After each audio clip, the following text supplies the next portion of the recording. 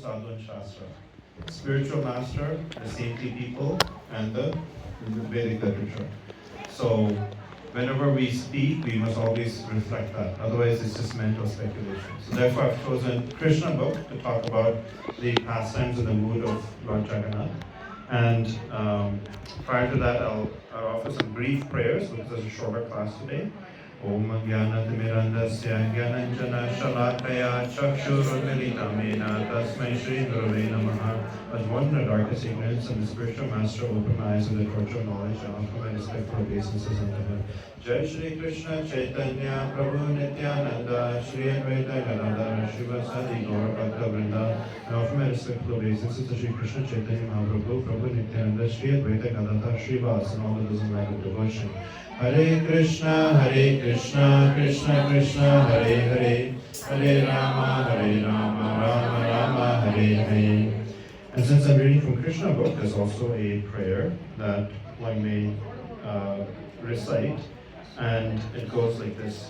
Krishna Krishna Krishna Krishna Krishna Krishna Krishna He Krishna Krishna Krishna Krishna Krishna Krishna Krishna He Krishna Krishna Krishna Krishna Krishna Krishna Rakshamam Krishna Krishna Krishna Krishna Krishna Krishna Pahimam Rama Raghava Rama Raghava Rama Raghava Rakshamam Krishna Keshava Krishna Keshava Krishna Keshava Pahimam.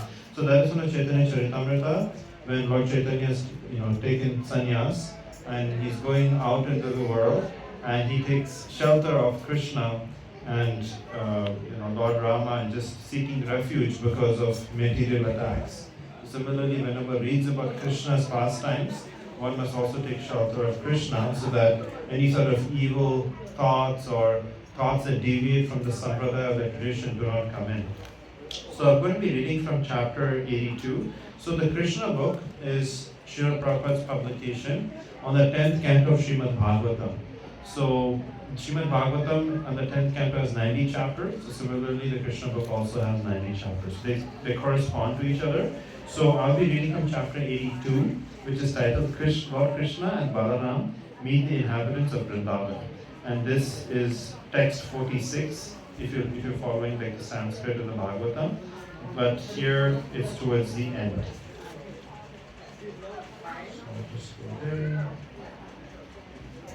So here we have the interaction between Krishna's most dear devotees, the gopis, and Krishna. So the gopis pray to Krishna. So please pay attention. Dear Krishna, from your navel emanated the original lotus flower, which is the birth site of Brahma, the creator. No one can estimate your glories or your opulence, which therefore always remain a mystery, even to the highest thoughtful men, the masters of all yogic power. However, the conditioned soul, fallen in the dark well of this material existence, can very easily take shelter of your lotus feet. Thus his deliverance is guaranteed. The gopis continued, My dear Krishna, we are always busy in our family affairs. We therefore request that you remain within our hearts as the rising sun. That will be your greatest benediction. The gopis are always liberated souls because they are fully in Krishna consciousness. They are pretended to be entangled in the household affairs in Vrindavan.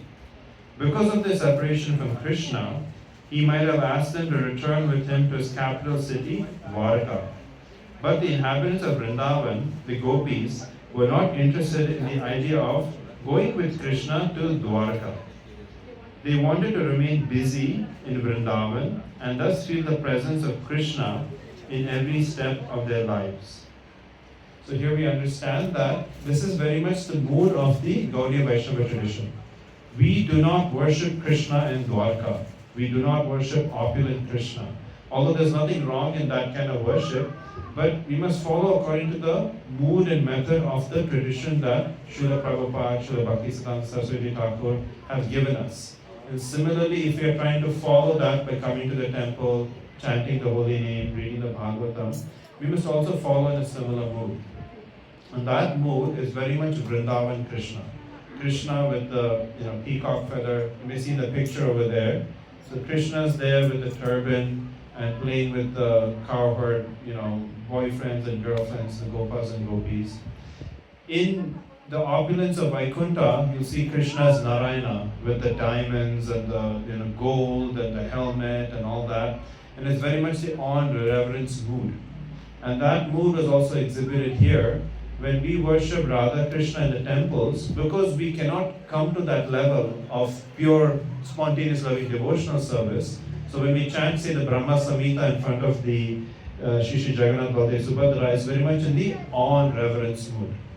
So the devotees, it's an interesting nuance, even though that is our goal, is Vrindavan Krishna, that sweet mood, because we can't jump into that Madhurya Bhakti, we begin with at least the servitorship, Dasya. So that's why we notice we're offering these prayers. It's very much sort of a formal sort of mentality. But the gopis in this passage say that they do not subscribe to going to Dwarka with Krishna. Because again, Dwarka meaning Krishna is worshipped in opulence, he has so many palaces, and there's a lot of formal sort of customs and behaviors, and that the gopis were not interested. So similarly, we must aspire to aim for that Goloka Vrindavan, where Krishna is not looked upon with such great awe and reverence. So let's read a bit ahead. They wanted to remain busy in Vrindavan and thus feel the presence of Krishna in every step of their lives. They immediately invited Krishna to come back to Vrindavan. This transcendental emotional existence of the gopis is the basic principle of Lord Chaitanya's teaching. The Ratha Yatra festival observed by Lord Chaitanya is the emotional process of taking Krishna back to Vrindavan. Again, I'll repeat that. The Ratha Yatra festival observed by Lord Chaitanya is the emotional process of taking Krishna back to Vrindavan. Srimati Radharani refused to go with Krishna to Dwarka to enjoy his company in the atmosphere of royal opulence, for she wanted to enjoy his company in the original Vrindavan atmosphere. Lord Krishna, being profoundly attached to the gopis, never goes away from Vrindavan, and the gopis and other residents of Vrindavan remain fully satisfied in Krishna consciousness. So from here, and that's the end of that passage, we clearly see that Srila Prabhupada stating that the Srimati Radharani refused to go to Dwarka. Right? She refused to go to Dwarka because of the grand and opulence. She prefers the Vrindavan mood and Vrindavan state, where when she, interaction with Krishna was a lot less formal, more informal, and not thinking of Krishna as God, as Krishna is just lovable, cowherd boy, and here we have the image of the, Lord Krishna with the gopis, and then, Lord Krishna and Balaram stealing butter. So obviously we have this image here. These are all the Vrindavan pastimes. So when we come to ISKCON or Krishna consciousness, we similarly are aiming for that pastimes of Krishna and Vrindavan. But it's interesting nuance, because when we come to the temple and the worship of the deities happen, because we may not be qualified to come from the street to the Madhurya Bhakti, we worship the Radha Krishna deities as if we were worshipping Lakshmi Narayan. So you may see some of that awe and reverence here, even within the temple, just like we experienced with the Brahma Samhita prayers. But in actuality, we must always aspire for, getting into that servitorship and then going beyond that as well. But it begins with that servitorship always. Because at the end of the day, we are all servants of Krishna. Jiva Swarupoi, Krishna Nityadas. Which means that Lord Chaitanya's teaching gives everything in a very succinct manner, that the eternal constitutional position of the living entity is to be always a servant of Krishna. And therefore, we begin with that, and then we try and go ahead. In terms of perspective, there's nothing wrong in worshipping Lord Krishna in this sort of servitorship, or any form, like Lord Narasimhadev and Lord Rama and so forth. But to really experience the full, complete personality of Godhead, we worship Krishna, because only with Krishna can we have these relationships of friendship or parenthood or conjugal love. With the other incarnations, you cannot have that relationship. Often when people ask, is Krishna first, or Krishna comes from Vishnu and Vishnu is the original being, there's always a sort of confusion, right? But the Bhagavatam clearly says, Ete kala chalo pumsa Krishnastu Bhagavan Sayam. Of all these different incarnations with Dattatreya, Mohini, and Kurma, Varaha, Lord Nrsimhadev, Lord Ramachandra, Krishnastu Bhagavan Swayam. Swayam Bhagavan. He's the supreme most personality of Godhead. And that is the opinion of Vyasadeva. And Vyasadeva is the person who divided the 4 Vedas. He wrote the 108 Upanishads, wrote the 18 Puranas, including the Bhagavatam. So this is his opinion in his maturity. So Vyasadeva is a great sage who's given us all these literatures, the Bhagavad Gita, the Bhagavatam, he's writing everything. So he's giving us this opinion that of all these different incarnations, Krishna is the supremest. Why? Even superior to Narayana and all the Vishnu forms, because with Krishna you can have all these multitude of relationships that are closer. Whereas with the Narayana relationship, you can't have that. And even in Nrsimhadev, you cannot relate to Nrsimhadev in a conjugal love. He doesn't do that. It's very much on reverence in Nrsimhadev. Right? So that's very important note. So that's why Krishna's to Bhagavan Swayam. Krishna is the supreme. So if you want to worship Krishna with opulence, that is Dwarka Krishna, Rukmini Dwarkadish. Right? So that's the worship that can be had. But then Krishna can also be, in various friendships. You think about Sudhama, or the cowherd boys, right? Subala and so forth. So they are relating to him in a friendship, by Yashoda and Nanda, right? So that's again another dimension. So similarly with Krishna, there's unlimitedness, unlimited ways of worship, unlimited ways to realize him, and unlimited presence in ways in which he manifests in our lives, which we may not realize it. So Krishna is beyond our own thinking. Sometimes people say when we go on book distribution, oh, I know Krishna, right? And they put their hand in front of, but Krishna is unlimited, so how can you know him? So Krishna is also a mystery. Even though the Bhagavatam gives so much detail about Krishna, Krishna is also very mischievous and mysterious. But at the same time, if you want to love something, it's hard to love something we don't know, isn't it? Yeah. So when there's this goal amongst all different theistic traditions or religions that love of God is the ultimate, right? But how can you love God without knowing who God is? So therefore, if love of God exists, then information of God must also exist. Right? So if love of God exists, information on God must also exist. So therefore, we must find where we can find that information. And that's why Srila Vyasadeva was not happy, and his mind was very much disturbed. And his guru Narad Muni, who's always engaged in kirtan as a transcendental spaceman, traveling everywhere, he came to Vyasadeva and said that because you haven't written about the nature and character of the personality in Godhead. You've written the Vedas, the philosophy, talking about Brahman, Paramatma, talking about the cosmos, talking about different kind of Vedic sacrifices you're supposed to do. All these different nuances are given, but ultimately you didn't write about Krishna in detail. So therefore, the Bhagavatam was compiled, and we should ascertain to reading the Bhagavatam, because when we read the Bhagavatam, we understand the ways in which the devotees practice Bhakti Yoga. How did they do it? Right? So how did they do it? So then, when we see how they did it, we ourselves can gain inspiration from that and move ahead in our bhakti process. And the Bhagavatam is not a mundane book that you read it, you close it, and that's it. The Bhagavatam is a living and breathing book. It is non-different from Krishna. So, as part of being practitioners of Krishna consciousness, one of the key pillars, when we have a foundation for a home, the foundation has to be good.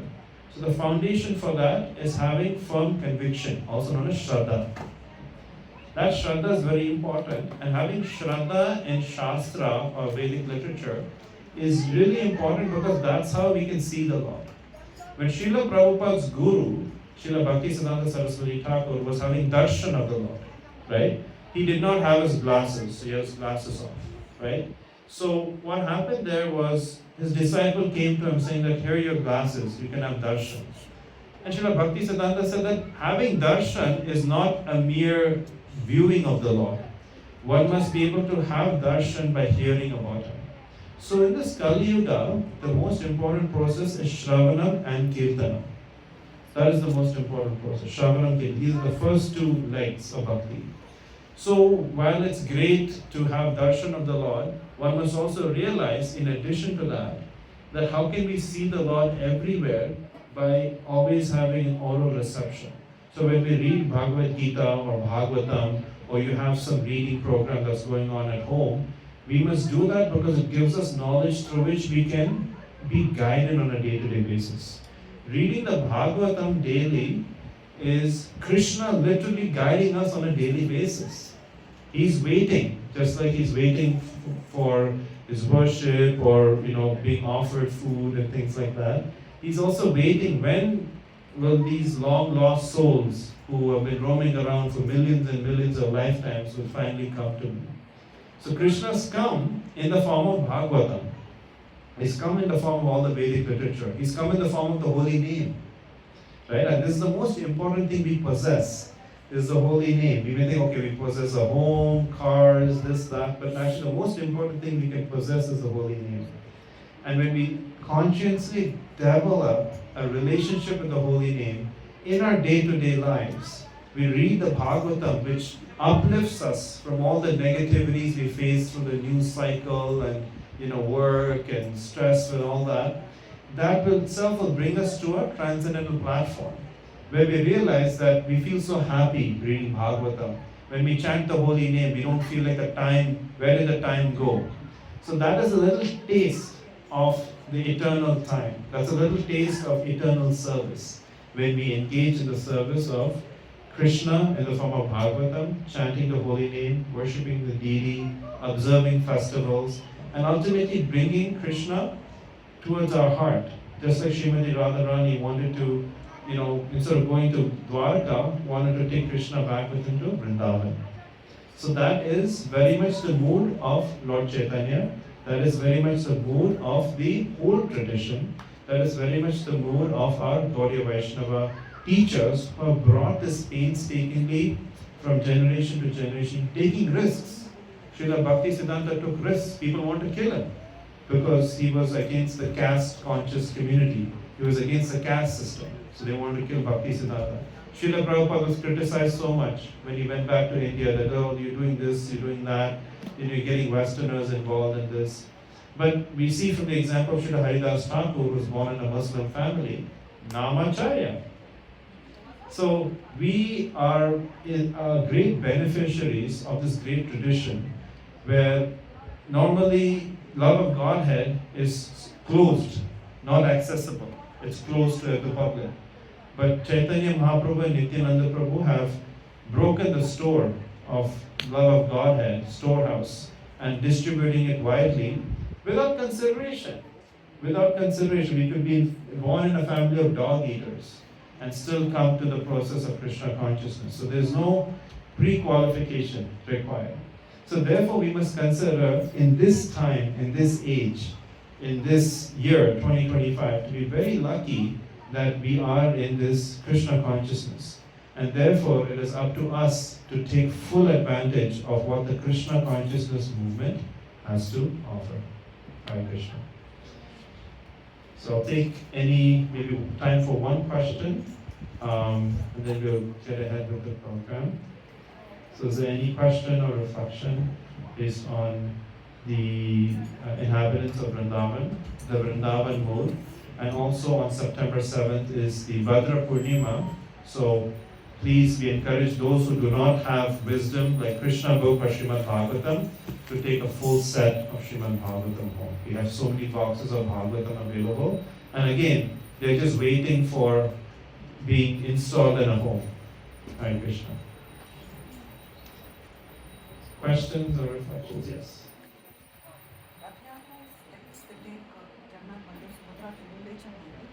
So that is they're taking them to Vrindavan. Again, the return Rath Yatra from Vrindavan to Mathura. Is it right? So the Rath Yatra festival that happens in Jagannath Puri, it's a way in which devotees who normally, or people who do not normally have the opportunity to go to a temple, not only opportunity, but they may not be interested, right? They're not interested. So it is essentially like a moving temple, where we give access to people who normally wouldn't have, and they pull the Rath Yatra to one direction, to the Gundicha temple, and then it comes back to the temple. Because eternally, or for the time since the deity is installed, the deity is always in the temple. But then once a year, there's always some occasion where the deity comes out of the temple and gives access to themselves to others. And that's similarly the mood that we follow, but at the same time the deity goes back into the temple. So we see that, and there's sometimes in temples there's different deities for this purpose as well. So there's the Utsava Vigraha, which is the smaller deities which go in procession quite often. But here we get the big deities themselves with Jagannath Rath Yatra. So the main mood, to answer your question, is really Lord Chaitanya danced in front of the deities and to showcase love of Godhead and how we should bring Krishna closer to our hearts. And Vrindavan and Mathura are quite similar. So Krishna was in Vrindavan, Mathura, and Dwarka. And the Vrindavan mood is so special because, Mathura, he was, there to kill demons, dealing with Kamsa and so forth. But in Vrindavan, it's so special because of the gopis, the friendship, and the parenthood, that relationship. So we always want to aspire for the Vrindavan Krishna, and Krishna being in our God. You told me that taking from thing to Gundicha Mandir is taking him to Vrindavan, and from Vrindavan back is some pastime. I've not heard that. Yeah, I've not heard that. I've heard that at the Gundicha temple, which is a good lesson for us, Krishna himself as Chaitanya Mahaprabhu cleans the temple, right? So before the deities arrive. So from this we learn also that we must always be engaged in practical service. Because if we are not engaged in practical service, then we're bound to get lost. Alright, Hare Krishna. We have darshan of the deities soon, and I have a book distribution appointment to go to.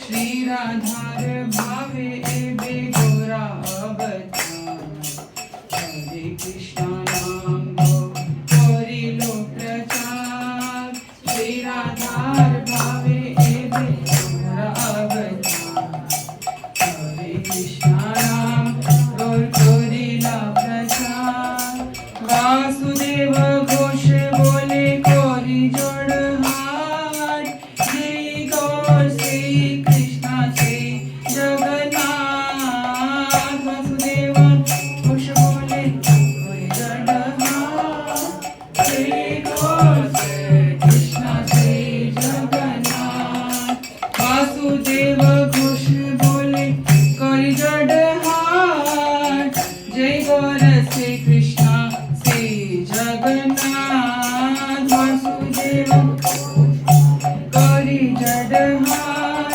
Jai Gaur Sri Krishna Sri Jagannath Jai Gaur Sri Krishna Sri Jagannath Jai Gaur Sri Krishna Jagannath Jaya Jaya Jagannath Shakti Ananta Jaya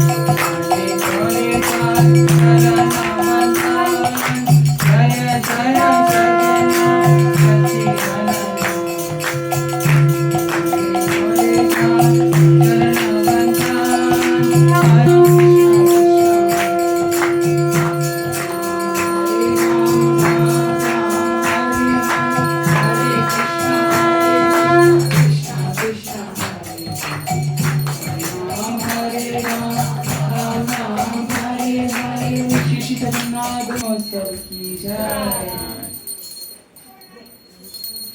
जय श्री श्री राधा गोपी वल्लभ भगवान की जय। गौर प्रेमानंद श्री गोपाल की जय। गौर प्रेमानंद हरि हरि बोल।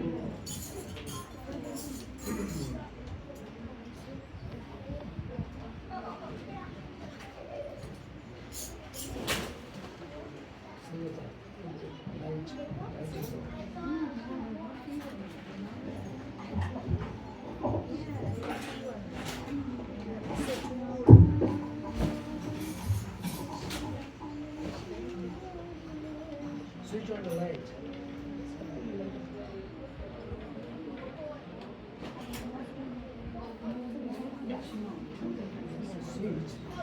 Switch on the light. Put it back. Put it in. Yeah, put it in.